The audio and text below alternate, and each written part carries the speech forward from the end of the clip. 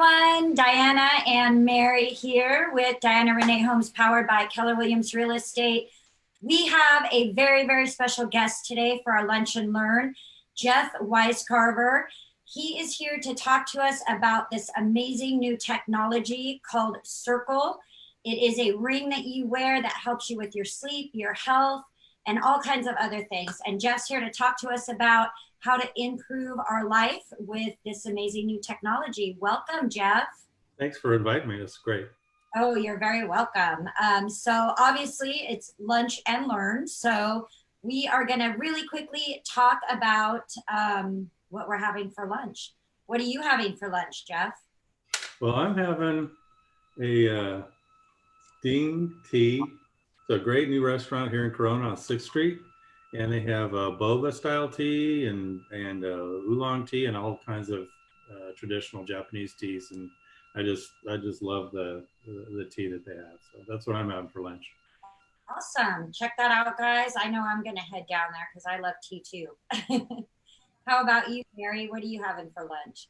I am enjoying yummy fish tacos from King's Fish House here in Corona at the Crossings. Love King's Fish. Yes, with guacamole. With guacamole. And I am having a chicken caprese that I made. Well, the tomatoes came from my garden. I've been trying so hard to find different things I can do with the tomatoes. I'm pretty much drowning in them. So I'm having them every meal. We have tomatoes and I'm giving them away. So anyway, check out the links below for more information on King's Fish House and Ding Tea House here in Corona, and Living Well Recipes, where I have got my chicken caprese recipe from. So thank you so much, Jeff. We're delighted to have you on our web show. Tell us about yourself and a little bit about your background. Okay, great. Yeah, thanks. I am one of the last inventors, I think, that I know of. And so I've invented a few products, and in the course of inventing products, I've come across a number of technologies that I'm excited about. And one of them we're going to spend some time talking about. But historically, my background is in diagnosing sleep disorders. And so I've developed a number of sleep diagnostic instruments in my career. I've been a marketing manager for those types of products. And then, like I said, more recently, I've become an inventor in this area. And so what I'm going to talk about today is a product that I think will offer a large number of features in a very small device. So the device I'm talking about, this is it, okay? And you say, wow, man, that's a pretty cool looking ring, but wait till I tell you what this does. So this little guy here will monitor your sleep, tell you your sleep stages, tell you how well you're sleeping or not. It will monitor your SpO2 level and if you have oxygen problems while you sleep, like people that snore. And then it will tell you if the overall quality of your sleep. And I know there's a lot of devices out there that kind of mimic that or do that similar thing, but this does a really good job of it. And being a person with a sleep science background, I'm a little bit picky about promoting a product in sleep. And this is the real deal. And like, for example, like some watches, and there's some other devices like Apple Watches, they can do certain things pretty good. But the thing with an Apple Watch and other devices like it, in fact, I have one, I have an Android version, which I love, but they do a lot of things pretty good. Okay. Yeah. And what this is this does a few things really well. And I'm going to spend some time talking about that. So I talked about the sleep part of it. So you wear this while you sleep and it gives you a really nice report, and I'll show you the reports in a minute. And then it has an exercise functionality. So again, like a lot of other devices out there, like Apple Watches and even my Samsung watch, it can do certain things, but what this does is it will help you count calories. So you put your height and your weight in there, and then it has an actigraph. And I'll tell you what's all in there in a minute. It has an actigraph, so it measures your movement and your steps, and it can calculate the caloric burn. It can calculate your steps. So, you know, I think, Diane, you're a runner, if I'm not mistaken, and counting calories or calories burned and steps taken is probably a pretty important thing. And if you're not using your Apple Watch, then this is a perfect, you know, alternative for that type of activity. And I'll tell you a little story about something that happened recently. Is I will confess to you that I've put on a few COVID-19 pounds. I know there's probably a lot of you out there, and if you're listening, you know, ask a question about this. Is my daughter said, "Hey, Dad, let's go work out," and I said, "Okay, sure, I'd love to do that." So we went and worked out, and so we went to the park, and she took me through her workout. And can you guys see? I pulled up a slide. Can you see it? Okay. Yes. Okay, so I'm going to kind of go to this report real quick. Okay, so this is a report. So on the side here, it tells you what my maximum heart rate got to, 140, and on a workout for somebody in my condition and weight and age, 140 is actually a pretty good max. And you can see my average was 73 and my minimum was 57. So towards the end of this report, you can see where we started to do some floor work. So there's this one little section here, the little shelf, and then we did these hill runs. And you can see on the spike in my heart rate, the hill runs. And then if you see this last little spike here, this is where I'm asking my daughter if she knows CPR. I was tuckered out, and it was a great workout, but it was really cool because at the end of this, what would seem like hours of workout, and it ended up being like 10, 15 minutes. Yeah. You know, in that 20 minutes or so, I burned 61 calories and took 86 steps. So the thing that's nice about that is if you want to get a workout going, when you measure it and you can see kind of how this works, and when you see a picture and you want to improve it, it's really motivating to say, okay, this was my starting.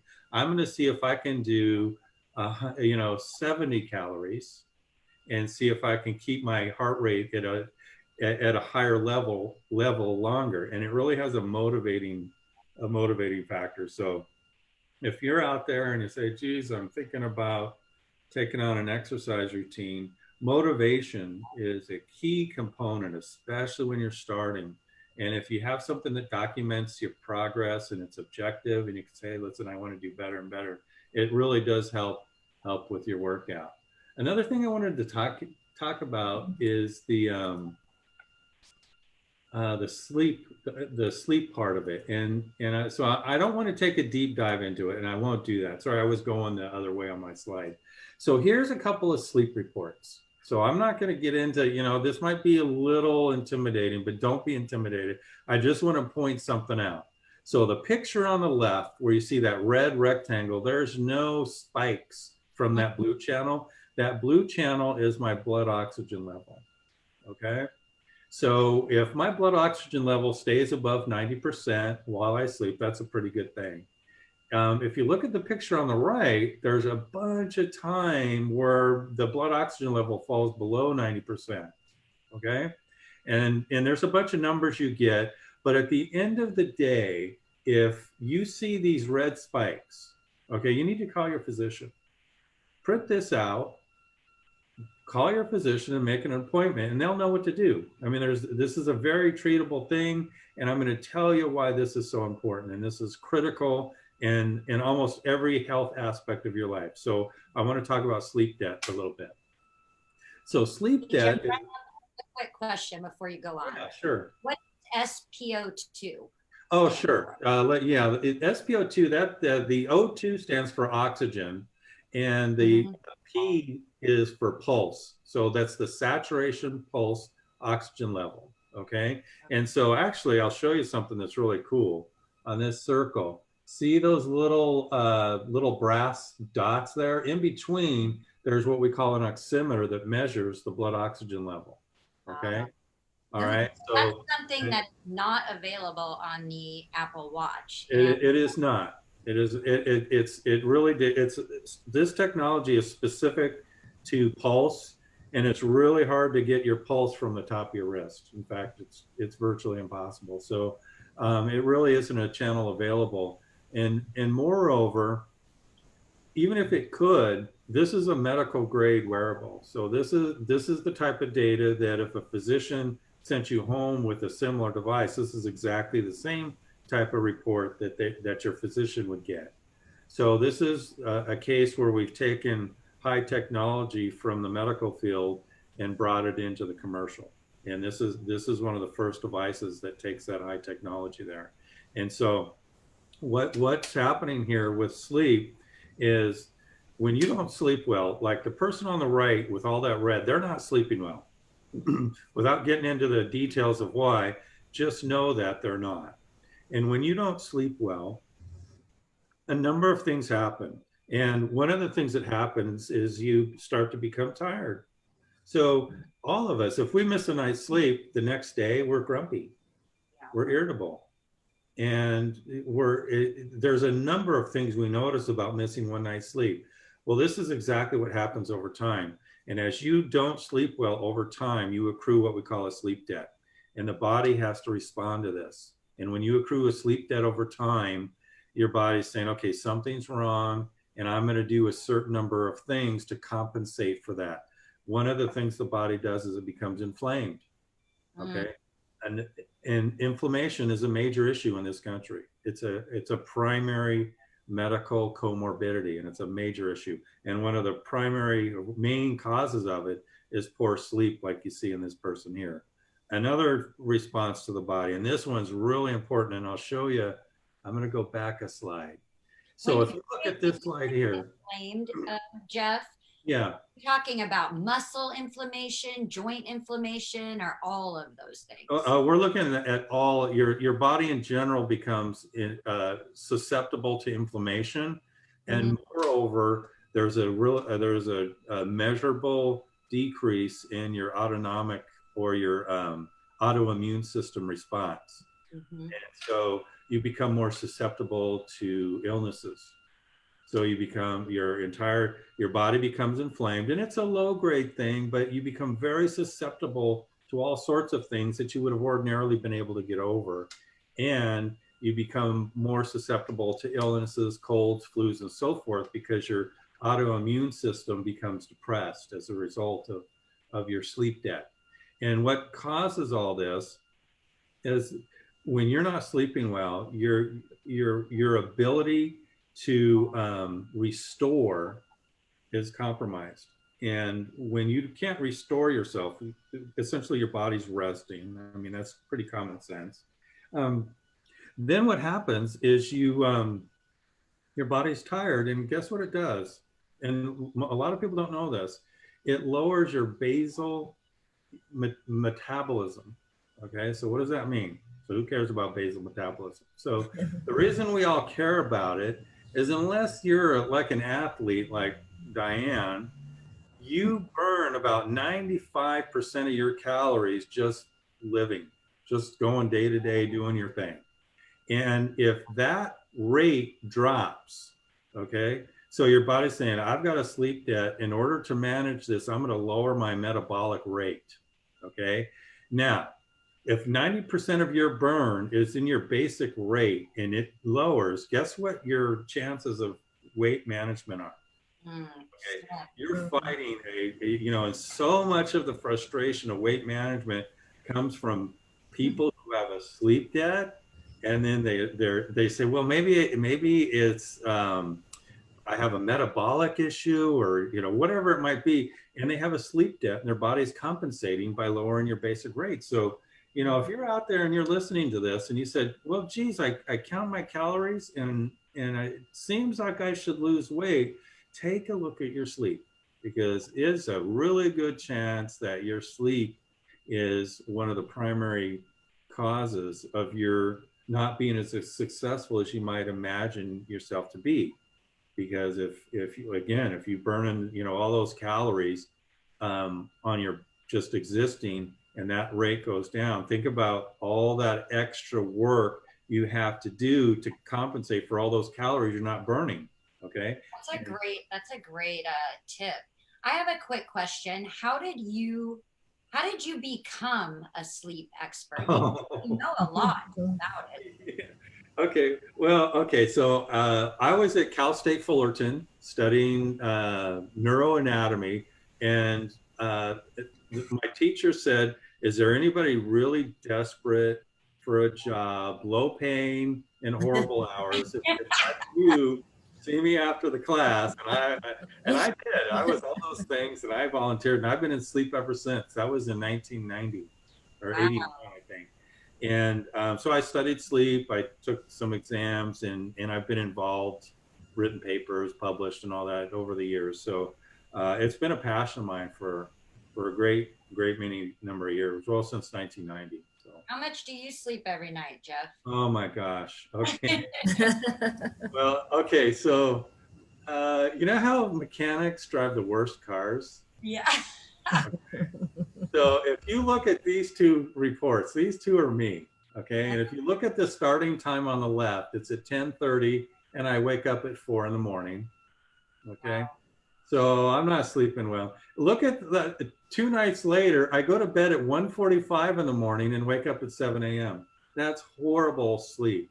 I mean, you know, one of the basic things we should all know, and hopefully everyone listening knows, you should keep a set sleep schedule. So this is a good example of what not to do. So a great sleep schedule is put aside 8 to 9 hours of sleep for sleep. Okay. A lot of people say, well, you know, I can do it with 5, or I can do it with 6, or, you know, and it does vary from person to person, but set aside a minimum of 8 hours for sleep. So if you go to bed at midnight, wake up at 8. If 8's too late, then go to bed at 10 and wake up at 6. But it's a good idea. The time you're going to bed doesn't matter so much as the amount of time you're actually sleeping. But then you mentioned a sleep schedule. So is it best to say, okay, every night I go to bed between this time, you know, say 9 and 9:30. Every morning I wake up between 6 and 6:30, or whatever that time is. Absolutely. And that's exactly right. And you should maintain that even through the weekend. Okay? Because you can't pay back missed sleep. Okay. So, you know, a lot of people say, well, I'm going to get, you know, 5 hours a night, Monday through Friday, and then I'm going to do 10 hours on Saturday and Sunday. And that's not how it works. So it's important to set aside the amount of sleep that you think you need. And most of us need to set aside at least 8 hours. Okay. And you know, I know a lot of us will say, I've been doing this for 20 years and I've been putting aside 6 hours per night. Well, I can assure you, whoever that is, they have a sleep debt, and there's a consequence to that. And there's medical, you know, all kinds of issues. So, you know, tying this back in is when, you know, I've been in the medical for a very long time, and the medical industry in general is focused on managing events, heart attacks, strokes, diabetes, asthma, COPD, and you know, a number of other issues. They're not as much focused on health maintenance. Okay. And that, to me, this is where we're missing the boat. And if so, in my mind, each of us that are watching this needs to do a better job of monitoring our health ourselves. And if we monitor our health over time, there's tremendous benefit throughout our life, because you're taking the responsibility. You're not waiting for something to go wrong. That's like driving your car till it doesn't run and then taking it to the shop. If you just do maintenance on the car, you probably get it to run, you know, very reliably. But we don't do that for ourselves. And I'm saying to you today that we should. And the reason that I love this device so much is because it measures the really critical parameters: your blood oxygen level, your heart rate, and your heart performance, how you're sleeping. And these are the critical factors that anybody can monitor. It doesn't take any, you know, degree or particular skill, and it's really easy. So you want to see how this works? Here, and I'm going to go back a slide. Before you get into that, Jeff, we've got a question from our audience. All right. Harry is asking, how would someone with sleep apnea benefit from this ring? Okay. All right, Harry, you call me out. I'll go over that with, I'll show you the slide that I have on that. Okay. So Harry, this is me on CPAP and not on CPAP. Okay. And I'll let you guess which night I'm wearing the CPAP. So here's what Harry's asking. I have sleep apnea as well. And the one on the left where I have the rectangle where there's no red marks, that means I'm breathing well while I sleep. That means I've got my mask on and everything's going pretty good. On the right, I'm not wearing CPAP. And you can see how my blood oxygen level drops if I'm not wearing my sleep apnea. Huge difference.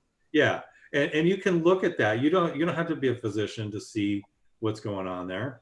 Right. I mean, just in the time that we've been talking about this, everybody that's watching this can say, "Oh, geez, Jeff, maybe you got to wear your CPAP every night." Well, the thing is what gets measured gets improved, and Yeah. if you can see what's happening with your body and understand the benefits of sleep and of tracking your sleep, Right. I mean, you're just automatically going to do better. And that brings me to a question. So I and a lot of people I know out there like me, I'm very focused on productivity, right?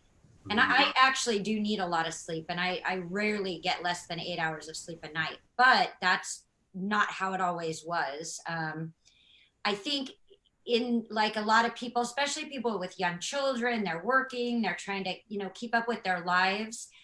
The benefits of sleeping need to outweigh the benefits of not sleeping. Like understanding your productivity level is actually higher when you do get like really make that a priority to get those 8 or 9 hours sleep. Is that right, Jeff? Yeah, absolutely. And that actually ties into Michelle Mills has a question. And this is Michelle, a sincere thank you for that question, because this is something that is beyond, this is what makes, one of the things that makes me angry is you get somebody like Elon Musk out there and says, I don't need sleep. I'm somehow superhuman. And then he influences, or he has an impact on a number of people that okay, well, if he doesn't, okay, so that is nonsense. All mammals need a certain amount of sleep.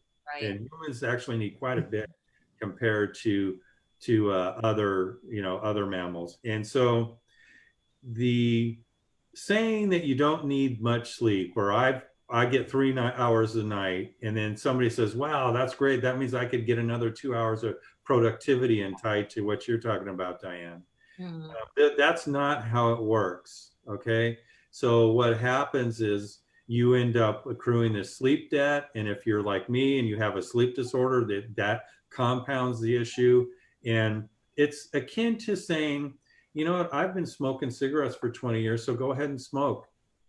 Yeah. Most of us would say, well, that's a silly thing to say. Hey, I have a question. Okay, say you're doing that, right? Not getting enough sleep, 3-4 hours a night. Can you actually cause a sleep disorder by not sleeping enough, like throughout your life?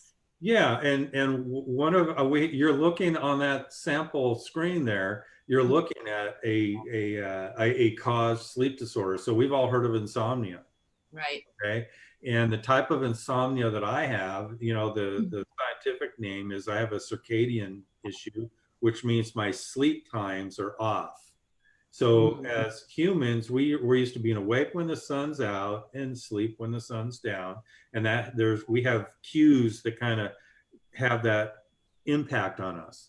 And based on my international travel for 20 years and being a night sleep tech for 15 years, that went away for me. And I do have that problem. But I would say the number one sleep behavior issue is insomnia. And by the way, insomnia by a factor of 5 is the most common sleep disorder. Wow. I get that every once in a while. It's pretty horrible. Staring at the ceiling.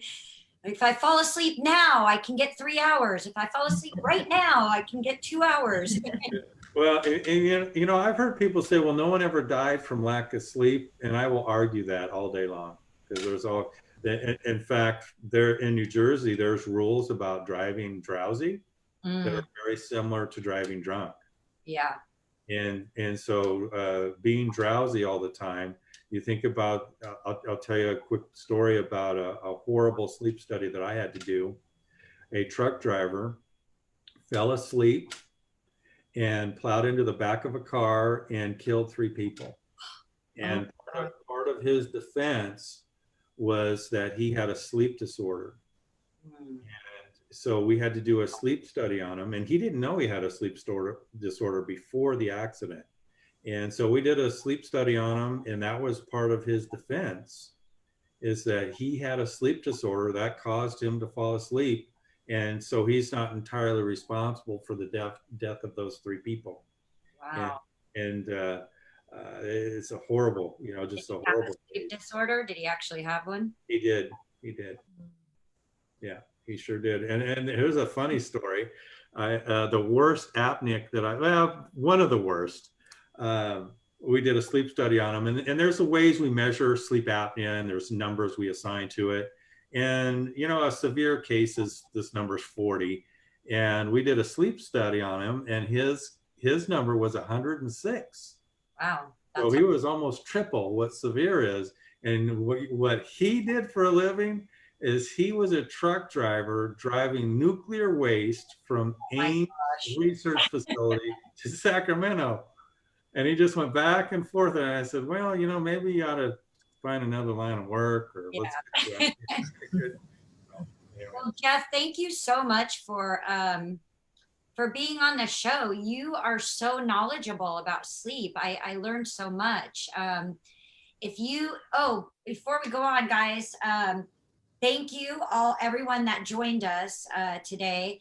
And please take a moment to like our page, love our page, and follow us on Facebook. We do the Lunch and Learns every month. So join us for our next one. If you're interested in the ring, Jeff's information is right here. And also we will be putting it in the links below, so you can contact him in order to purchase the ring. I know that I will be placing an order because I have people in my life that do have sleep apnea, and I think this is just so awesome. And getting it for myself, I do love my Apple Watch, but a ring is just so much handy for when you're working out, right? Like, as opposed to having to wear your watch all the time. So reach out to Jeff regarding his ring, and reach out to him for any questions. He clearly is an expert in sleep. And he does also live right here in Corona, so he's also a local. So thank you guys so much for joining us. Hey, Jeff, before we go off, can you give everyone 3 sleep tips? Sure. Okay. Number 1, set a schedule for yourself and stick to it 7 days a week, every day, all the time. So keep a stable sleep schedule. 2, sleep in a quiet environment. Okay. If you have developed a habit of watching TV or listening to the radio or something while to fall asleep and get to sleep, you probably have some type of insomnia issue. Let's deal with that and get rid of the radio, the TV, or whatever it is you're having to kind of help soothe yourself into sleep. And then your sleep environment should be only for sleeping. Don't work, don't watch TV, take in a movie. Keep your sleep environment for sleeping and time with your spouse, and that's it. It shouldn't be used for anything else, because what happens is then you get into a triggering situation. And like, if you work for a week in bed and then you're laying in bed and you're not working, your mind thinks you're working. And again, keep that TV off, because there's this blue light that comes from screens that triggers. Remember I talked about that circadian rhythm? That blue light has a negative effect on that, and it pushes against you falling asleep. So that would be my three tips.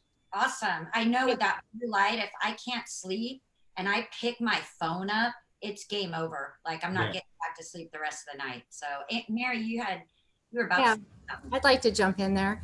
Hey, I think that the ring would be way more comfortable and not cumbersome than some of the other devices to sleep in. I think it's a great motivator to know what's going on. Yeah, I agree too. Yeah, those reports are motivating. It really does. I think so.